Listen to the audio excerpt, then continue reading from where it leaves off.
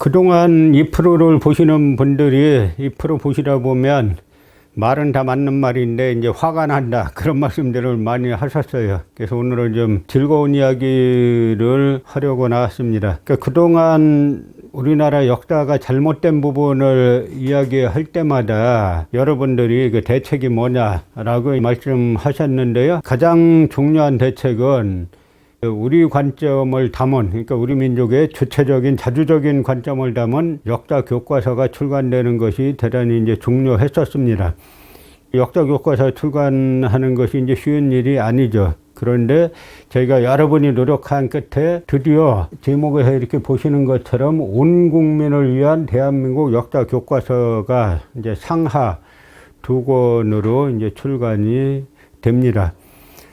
여기에 왜 온 국민을 위한 대한민국 역사 교과서냐면, 그동안에 이제 우리가 봐왔던 학교에서 이제 가르쳐 왔던 교과서들, 이게 과연 온 국민을 위한 교과서인가라는 문제를 제기할 수 있고, 또 하나, 대한민국 역사 교과서, 지금 우리가 사용하고 있는 검정 교과서, 그 이전에 국정 교과서, 할 거 없이 그 광복 80여 년 동안 사용해왔던 교과서들은 전부 다 조선총독부에서 편찬했다고 해도 과언이 아닐 정도의 그런 교과서들이었습니다. 대한민국이 광복 이후에 짧은 시간에 정치적 민주화와 경제적 근대화를 이뤄가지고 전 세계 국민들이 아주 찬탄하는 그런 역사를 가지고 있는데, 광복 이후 80년 동안 정작 우리가 사용하는 교과서는 조선총독부 항무국에서 편찬한 교과서에서 조금 변형된 그 범주에서 벗어나지 않는 그런 교과서들입니다. 한 예를 보면은 조선총독부 편찬 심상소학 국사 보충교재 이렇게 되어 있는데요. 심상이 뭐냐면 메이지 시대 때 그 일본의 그 초등학교를 심상소학이라고 불렀어요. 그 일본의 심상소학에서 가르친 국사, 그러니까 뭐겠어요? 일본사죠? 그럼 국사 교재하면 되지 보충 교재는 또 뭐냐? 일본이 우리나라를 1910년에 점령하고 나서 아주 무단 통치를 했지 않습니까? 초등학교 선생님들, 여학교 선생님들도 교단에 군복을 입고 칼을 차고 가르쳤어요. 그러다가 무단 통치 10년에 일본인들이 생각하기엔 이렇게 무사 통치를 하면은 두려워가지고 다 머리 숙일 거다라고 생각했는데, 거꾸로 1919년에 그 무단 통치 10년 만에 온 백성이 들고 일어나서 3.1 혁명을 일으키잖아요. 그러니까 일본인들이 조선총독부에서 이 역사 교육을 시켜야 되겠다라고 해가지고 조선사 교육을 시켜야 되겠다라고 해서 심상소학 국사 보충교재라는 걸 만들어요. 이 보충이 뭐냐면 바로 조선사를 뜻하는 건데, 이 심상소학 국사 보충교재, 이게 바로 지금까지 해방 이후 지금까지 쭉 내려오는 우리 현재 사용하고 있는 국사교과서의 원형이 바로 이거예요. 우리가 이제 이 방송 들으시는 분들은 다 아시는 것처럼 해방 이후 가장 행복하게 된 사람들은 친일파들이죠.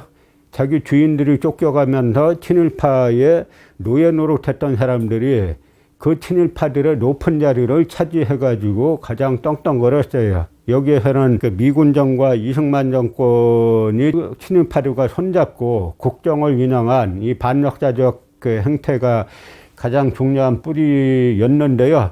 그런 과정에서 역사학계는 조선총독부 조선사편수에서 근무했던 이병도 신석호가 역사학계를 100% 장악하고, 여긴 보수 진보가 없다 그랬죠? 보수인 척하는 식민사학자와 진보인 척하는 식민사학자, 이들이 완전히 카르텔을 이뤄가지고 이 심상소학 국사 보충교재의 내용을 조금만 바꿔가지고 지금까지도 한국사 교과서란 이름으로 우리 후세들에게 학교 현장에서 가르치고 있는 겁니다. 그래서 이 심상소학 국사 보충교재를 보면은 가장 큰 틀이, 역사서를 볼 때는 가장 중요한 게 역사관이라 그랬죠. 무슨 역사관으로 쓰여졌느냐라고 하는 겁니다. 예를 들어서 요즘에 그 건국전쟁이란 영화가 화제가 됐죠. 이 영화는 순전히 그 이승만 대통령하고 미군정의 입장에서 쓰여진 거예요. 그리고 친일파 입장에서 쓰여졌습니다. 그런데 만약에 백범 김구 선생의 입장에서 그 시대를 바라보면 전혀 다른 이야기가 나오겠죠. 그 심지어 백범 김구 선생이 귀국한 지 1주년 기자회견에서 뭐라고 하냐면 미군정 1년 동안 심지어 일제만도 못하다란 말들이 왜 나오냐 이런 이야기를 해요. 그런데 그 시대를 갖다가 아주 무슨 행복한 시대였던 것처럼 지금 그리고 있으니까 역사왜곡 논쟁이 되는 거죠. 이야기는 다시 말씀드리면 역사관이 얼마나 중요한가 하는 겁니다. 지금 시대 바라보는 관점도 마찬가지죠. 현재 우리나라 가르치는 한국사 교과서를 관통하는 역사관은 일제 식민사관하고 그 다음에 조선 후기 노론이란 당파, 그 노론의 마지막 당수가 이완용이죠. 노론이란 당파의 관점을 가지고 쓴 교재를 갖다가 한국사, 국사란 명목으로 가르쳐 온 겁니다. 일제 식민사관이나 그 노론사관이나 공통점이 있어요. 뭐냐면 전부 다 반도사관이라는 게 반도사관. 우리 역사를 갖다가 반도에 가두죠. 그런데 우리 역사는 반도사가 아니라 저 북방에 광활한 대륙이 있었고 그 다음에 반도가 있었고 일본 열도까지 아우르는 대륙과 반도와 해양의 역사였는데 그 중에서 이 대륙사를 다 잘라 없애버리고 그 다음에 해양사를 다 잘라 없애버리고 반도로 우리 역사를 가두어 가지고 설명하는 것이 반도사관이라는 거예요. 그 반도사의 관점에서 보면은 반도의 북쪽에는 고조선이 있었고 반도의 남부에는 사만이 있었다. 마하는 백제고 진화는 신라고 변화는 가라 등의 나라들이 되었다. 가라 등의 나라들을 임나제국이라고 한다. 우리가 지난 몇 년 동안에 많은 소동을 겪었는데 그 핵심 이야기가 여기 다 들어있어요. 특히 가라 등의 나라들을 임나제국이라고 한다. 지난 정권 때 뭘 했습니까? 가야사를 갖다가 유네스코에 등재 신청하려고 하다가 보니까 등재 신청한 서류가 보니까 이 가야사가 아니라 임나일본부사로 등재 신청을 했죠. 기존의 역사학계나 대한민국 국고로 운영되는 역사 관련 기관들, 예를 들어서 뭐 중앙박물관 말할 것도 없고 국사편찬위원회, 동북아 역사재단, 뭐 한국학중앙연구원, 기타 등등 나라 돈으로 운영되는 역사 관련 기관들에게 맡기면은 그렇게 돼 있어요. 요즘에 또 전라도 천년사에서 전라도를 갖다가 고대부터 야마도해가 지배했다라고 써놔가지고 지금 호남인들이 대거 들고 일어나서 문제 제기하면서 결국 그 책은 폐기 수순으로 접어들지 않습니까? 그런데 그 뿌리가 뭐냐면 다 일본인들이 만들어 놓은 이 조선총독부에서 편찬한 이 관점이 그대로 현재 우리 역사 교과서를 서술하는 관점 그대로입니다. 지금 우리가 사용하고 있는 교과서예요. 올해 또 뭐 검정 다시 뭐 했다 그러는데 그건 검정 100번 해봐야 달라질 게 하나도 없어요. 그냥 조선총독부에서 검정하는구나. 딴 분야는 몰라도 이 한국사 분야는 그냥 조선총독부 항무국, 조선총독부 직속의 조선사 편후에서 검정하는구나라고 보면 정확합니다. 여기는 전부 다 이만큼 다 중국 땅이죠. 낭랑군, 요동군, 현도군 다 중국 땅이에요. 그리고 한반도 남부에는 마한, 진안, 변안이 있죠. 이렇게 그려놨어요. 그런데 조금 아까 본 이 총독부에서 만든 반도의 남부에는 사만이 있었다. 마하는 백제고 진화는 신라고 변화는 가라 등이다. 근데 가라는 임나다. 이렇게 써놨잖아요. 그런데 실제로 보면은 최치원이 뭐라고 말하냐면은 삼국사기 지리지 신라주에 나와 있는 건데요. 뭐라고 나와 있냐면 신라의 최치원은 마하는 곳 고구려고 조금 아까 총독부에서 만든 건 뭐라 그랬어요? 마하는 백제라 그랬죠? 그런데 현재 사용하는 교과서가 그대로 마하는 백제라고 쓰고 있죠? 최초의 말하고 다르죠?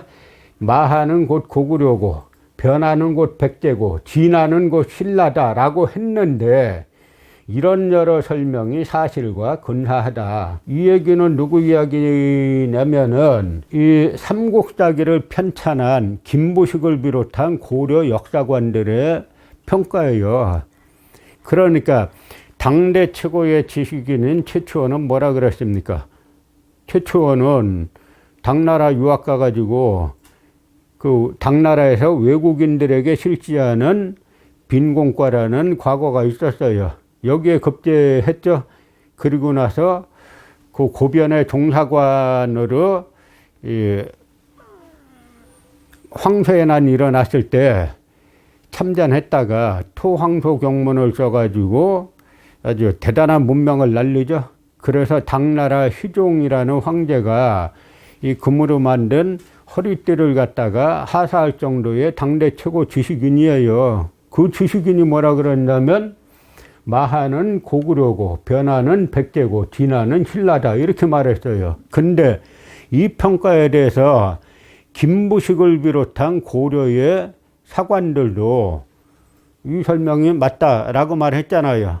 그런데 총독부는 마하는 백제고, 진하는 신라고, 변하는 가라라고 바꿔버렸죠. 이 진한만 그대로 내버려두고 마하는 고구려라고 한 거를 갖다가 바꿔버렸고, 변하는 백제라고 한 걸 갖다가 총독부에서 바꿨는데, 이걸 그대로 지금 우리가 사용하고 있는 이거는 지금 뭐 금상사판인데요. 그냥 모든 교과서가 똑같다라고 봅니다. 똑같이 마한을 갖다가 이렇게 백제 지역에 갖다 놨죠. 그리고 변하는 가야 지역에 갖다 놓고 진하는 신라 지역에 갖다 놨어요. 그럼 한번 생각해 보자는 거죠. 당시 신라인, 신라인이 신라사 삼국사에 대해서 더 잘 알 거잖아요. 신라의 보통 지식인도 아니고 최초는 당나라에서 인정했던 당대 세계 최고의 석학 중에 한 명이 이 마하는 고구려고, 진하는 신라고, 변하는 백제다 이렇게 말했는데 총독부에서 바꾼 걸 지금 그대로 갖다가 사용하고 있잖아요. 총독부나 지금 현재 사용하고 있는 이 한국사 교과서들은 뭘 보고 삼한을 갖다가 이렇게 한반도 남부에 그려놨느냐라고 하는 거죠. 뭘 보고 그려놨냐면 다 중국의 삼국지라는 역사서와 후한서라는 역사서를 가지고 그렇게 그렇게 써놓은 건데요.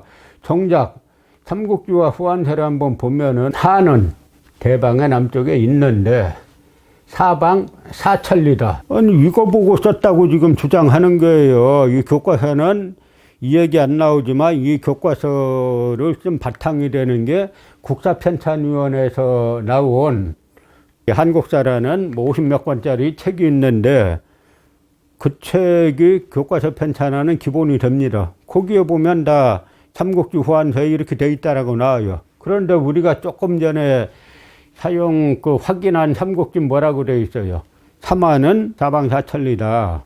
그러니까 고구려, 백제, 신라 강역을 다 합쳐야 사천리가 되잖아요. 방가 사천리. 그런데 지금 우리가 사용하고 있는 교과서는 천리밖에 안 되는 데다가 가둬두고 방가 사천리에서 삼천리는 어디다가 엿바꿔 먹고 이 천리밖에 안 되는데 갖다 놓고 삼국지와 후한서가 이렇게 말하고 있다라고 지금 우기는 겁니다. 교과서를 편찬할 때 가장 중요한 게 뭐냐면 역사관인데 그 역사관을 누구의 역사관으로 서술했느냐라고 하는 이야기죠. 지금 우리가 사용하는 모든 어느 출판사 할 거 없이 검정교과서와 국정교과서 차이점이 하나도 없어요. 사실은 박근혜 정권 때 이 국정교과서 파동 가지고 엄청 혼란 겪었지만 다 역사학자들이 국민들 속인 거예요.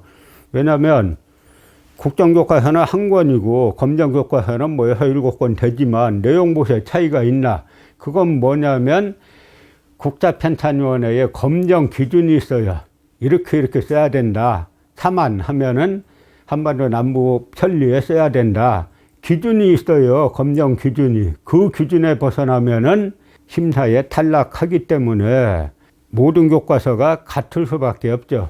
그래서 저희는 이 대한민국 역사 교과서는 자유발행제로 출간을 하는 겁니다. 자꾸 어떤 분들이 물어보세요. 이 교과서가 학교 현장에서 지금 채택될 수 있느냐. 지금의 검정 기준으로는 100% 탈락하죠. 왜냐? 지금의 검정 기준은 총독부에서 만든 거예요. 조선 총독부 황국사관을 넘어 항일 선조들의 시각으로 우리 역사를 본다. 이렇게 부제를 단 것처럼 우리는 그 독립운동가이자 역사학자였던 항일 선조들, 대부분의 이 독립운동가들이 역사학자였어요. 대한민국 임시정부 제2대 대통령 백암 박은식 선생 역사학자죠. 대한민국 그 임시정부가 의원내각제인 국무령제로 개편됐을 때 초대 국무령 석주 이상용 선생 또 역사학자죠. 뭐 단재 신초 선생은 말할 것도 없고 심지어 임정 요인이셨던 이시영 선생 이분은 망명지에서 감시만어라는 역사서를 쓰세요. 그게 뭐냐면 중국인 황연배라는 인물이 일본 갔다 와가지고 우리 민족을 비하하는 책을 씁니다. 그러니까 여기에 반박하는 역사서를 쓰는데 그 당시 임시정부가 윤봉길 의사의 그 상해 의거 이후로 망명 다닐 때 여기저기 무슨 참고 자료가 있겠어요? 다 외워갖고 쓴 겁니다. 그 정도로 대한민국 그 임시정부 요인들 뿐만 아니라 그 당시에 역사 연구하는 분들은 다 기본적으로 독립운동 하는 분들은 전부 다 역사 연구를 갖다가 가장 기본 소양을 알았어요. 지금하고는 아주 다르죠. 그래서 우리는 자유발행제, 대부분의 OECD 국가들은 다 자유발행제예요. 교과서 편찬 제도가 세 가지가 있는데 하나는 국정은 대부분의 사회주의 국가에서 채택하는 거죠. 그 다음에 검정 교과서는 한국과 일본같이 국가에서 교육을 철저하게 통제하는 나라들에서 하는 거고 나머지 OECD 국가 거의 대부분은 다 자유발행제입니다. 학자들과 선생님들이 자유롭게 서술한 책을 갖다가 학교 현장에서 자유롭게 채택해가지고 학생들에게 가르치는 거죠. 그러니까 그런 나라들의 역사관은 오히려 우리보다 상당히 건강해요.